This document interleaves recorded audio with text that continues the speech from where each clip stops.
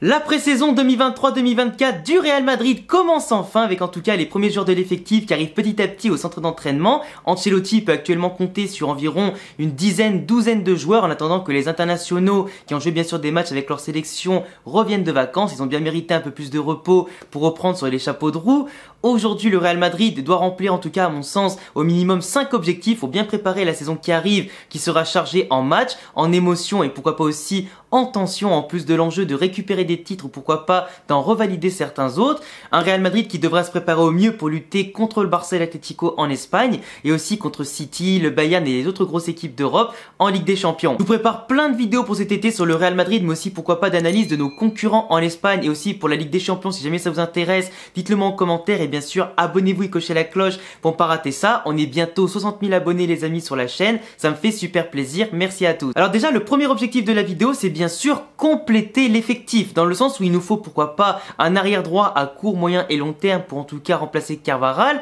Moi je pensais bien entendu à Achraf Hakimi mais comme les relations entre le Real et le PSG sont extrêmement tendues par rapport au cas Mbappé, je vois mal Achraf Hakimi venir dès cet été sauf si Carvajal à la surprise générale finit par quitter le Real Madrid en 2023 ou 2024 et du coup dans ce cas le Real Madrid devrait proposer une offre assez intéressante pour le PSG qui aura du coup tout l'été pour se retourner et trouver un autre arrière droit. Mais je pense que vu leur attachement et vu qu'il a un contrat jusqu'à 2026 ou 2027 je sais plus, ça risque d'être compliqué de sortir Achraf du PSG. Après, t'as tout ce qui est Frimpong, t'as aussi Fresneda dont j'ai parlé l'autre jour, le jeune latéral droit espagnol de 18 ans qui joue à Valladolid, qui va normalement partir en Première Ligue ou au Real ou au Barça qui se battent pour lui. Donc à voir ce que le Real Madrid peut faire pour renforcer le poste de latéral droit qui n'est couvert que par Carvajal et Vasquez qui sont plus forcément au top du top niveau par rapport à ce qu'on peut trouver sur le marché par exemple, comme les Reece James. Et sinon, pour renforcer l'effectif, qui est à mon sens parfait en termes de gardien, de défense à part latéral droit, de milieu de terrain et quasiment d'attaque, c'est forcément trouver un numéro 9. T'as Rossellou, mais c'est pas suffisant pour viser tous les objectifs,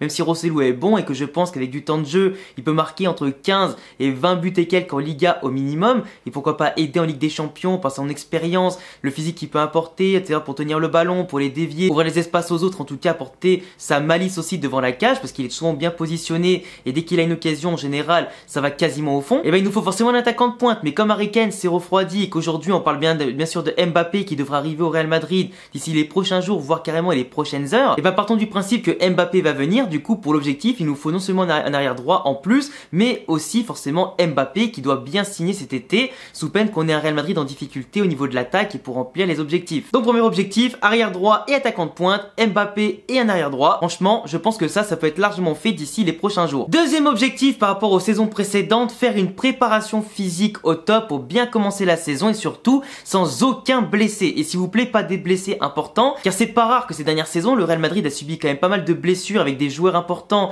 qui ont manqué les quelques premiers matchs en tout cas de Liga ou quoi que ce soit, ou qui des fois rechutaient directement au bout des 3-4 premiers matchs, ou qui en tout cas n'avaient pas une préparation physique optimale, comme par exemple Benzema qui cette année nous a beaucoup fait défaut par ses absences, par ses rechutes, tout ça, qui avait manqué la Coupe du Monde à cause de ça. Donc attention à bien se préparer, en plus maintenant l'effectif est vraiment assez large en termes de quantité et qualité, sur certains postes du moins, même si quelques renforts pourraient être appréciables entre le Castilla et des recrues comme j'en ai parlé dans l'objectif numéro 1, mais du coup là si Pintus fait bien son taf et que surtout que tout le monde est assidu, que pendant les vacances ils n'ont pas fait trop d'excès et que bien entendu tout le monde a le mental à fond concentré sur la compétition, parce que là comme on a quand même de la concurrence à quasiment tous les postes, ça devrait tirer tout le monde vers le haut et pousser chacun à se dépasser pour justement gagner sa place. Donc là l'objectif 0 blessure pour qu'on ait un effectif frais, commencer déjà à faire tourner un maximum cet été et en début de saison, parce qu'il faut anticiper la Ligue des Champions, il faut anticiper la Copa del Rey, tout ça, il faut commencer à faire en sorte que la concurrence et que tout le monde ait du temps de jeu et que tout le monde soit concerné. Mais si tu commences à avoir des blessures par-ci par-là,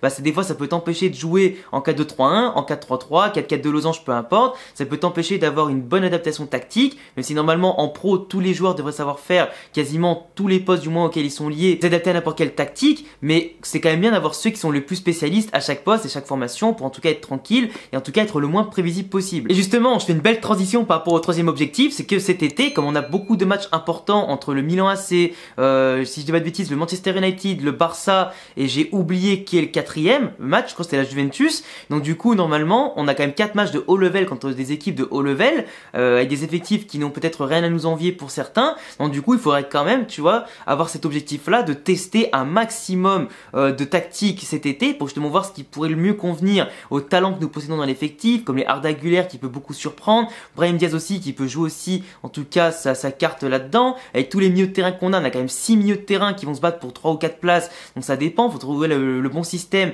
pour ne pas en frustrer certains et s'adapter en tout cas à l'adversaire, suivant contre qui tu vas jouer au niveau des blocs bas, si tu vas plus jouer la possession, si tu vas plus jouer en contre et tout ça. Donc adapter plusieurs schémas tactiques, pourquoi pas sur une mi-temps à chaque fois, pour tester ce que ça peut donner en fonction des joueurs que tu utilises. Parce que moins t'es prévisible, plus tu pourras pouvoir t'en sortir avec différents profils contre les blocs bas qui nous ont fait beaucoup défaut à des moments en Liga, ou contre certaines équipes qui sont joueuses, qui aiment bien en tout cas jouer sur les côtés par exemple, et ou tout simplement des formations qui peuvent être le contre de la tienne, bah savoir t'adapter et changer en cours de match plusieurs fois, ça peut être hyper intéressant. Et c'est ce qui a manqué cette année au Real Madrid, c'est l'adaptabilité tactique. Donc travailler ça, c'est essentiel. Quatrième objectif bien sûr de la pré-saison, c'est de remporter quasiment tous les matchs, si ce n'est tous les matchs. T'affrontes des grosses équipes, mais quoi de mieux pour te mettre en confiance pour le début de saison, même si c'est des matchs amicaux, c'est la pré-saison, etc. C'est pas forcément la réalité de ce que tu vas faire en match officiel, parce qu'on se rappelle quand même qu'il y a eu pas mal des fois de pré-saison du Real Madrid qui étaient catastrophiques et finalement ça finit par remporter des Ligas, des Ligues des Champions, et des fois c'était des magnifiques pré-saisons pour au final faire que de la merde durant la saison. Donc là tu vois, c'est quand même avec l'objectif de gagner tous les matchs, pour avoir un maximum de confiance, faire tourner, donner le temps de jeu aux jeunes surtout, et surtout avoir ce côté où tout le monde sera concerné. Et d'un côté, en plus, t'affrontes le Barça, t'as perdu le Classico amical de l'an dernier, le dernier Classico de cette saison, c'était un 4-0, donc tu pourrais bien te venger de l'an dernier en amical, et surtout, continuer sur la lancée de remporter les Classicos. Amical ou pas, pour moi, c'est pas un Classico, et c'est hors de question qu'on en perde un autre de suite pour en tout cas les matchs amicaux. Le Real Madrid va faire ses 3 premiers matchs de la saison à l'extérieur comme l'an dernier, donc forcément, c'est 3 matchs que tu peux vite t'en débarrasser, prendre 9 points sur 9 et te dire que ça y est, t'as déjà fait 3 stats compliqués pour la saison. T'es en confiance, t'es bien, et franchement, si tu gagnes tous les matchs de pré-saison et ça, mais t'envoies un signal à la concurrence en Espagne et en Europe, mais mon gars, qui est parfait par rapport à un Barça qui va se renforcer et qui va encore, je pense, être très dangereux cette saison, plus Atlético Madrid qui fait petit à petit des petits ajouts et qui depuis en tout cas janvier-février est vraiment une très belle équipe en Liga, du moins Simeone a trouvé la formule pour ne plus être trop défensif et pour aussi attaquer un maximum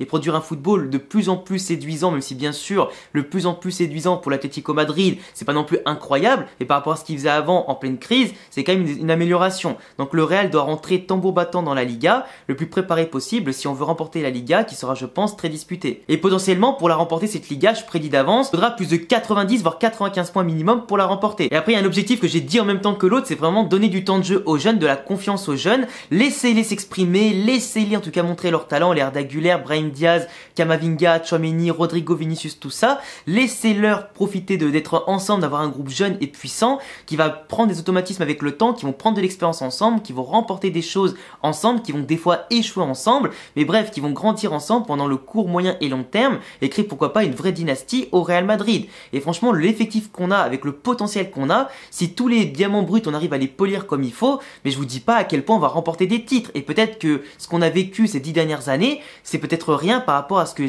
cette génération-là peut nous apporter sur les 10 prochaines. On signe tous pour avoir aussi bien, voire plus, même si c'est que la moitié, ce sera déjà pas mal, mais franchement, je pense qu'on peut rêver de beaucoup de bonnes choses avec ce qui va arriver, et avec Mbappé en plus, mais je peux vous dire qu'on est quand même plutôt bien lancé. Enfin bref, voilà les gars, c'est tout pour cette vidéo des 5 objectifs pour la pré-saison 2023-2024 du Real Madrid. Laissez-moi un bon commentaire là-dessus, ce que vous pensez des objectifs. Si vous en avez d'autres en tête, n'hésitez pas à les rajouter, ça me fera plaisir. Dites-moi si vous voulez d'autres vidéos, bien sûr, pourquoi pas analyse sur le Barça, sur l'Atlético Madrid, pour voir un peu les points de comparaison de leur mercato, de leur effectif, ou simplement de ce qui peut être possible de faire contre eux ou pas. Et puis aussi, pourquoi pas, avec les concurrents européens pour la Ligue des Champions. Me fera un plaisir de vous faire ça sur des joueurs ou des clubs entiers, ça peut être pas mal. Et puis abonnez-vous, cochez la cloche, le petit pouce bleu, les réseaux en description pour me parler en dehors des vidéos comme Insta et Twitter.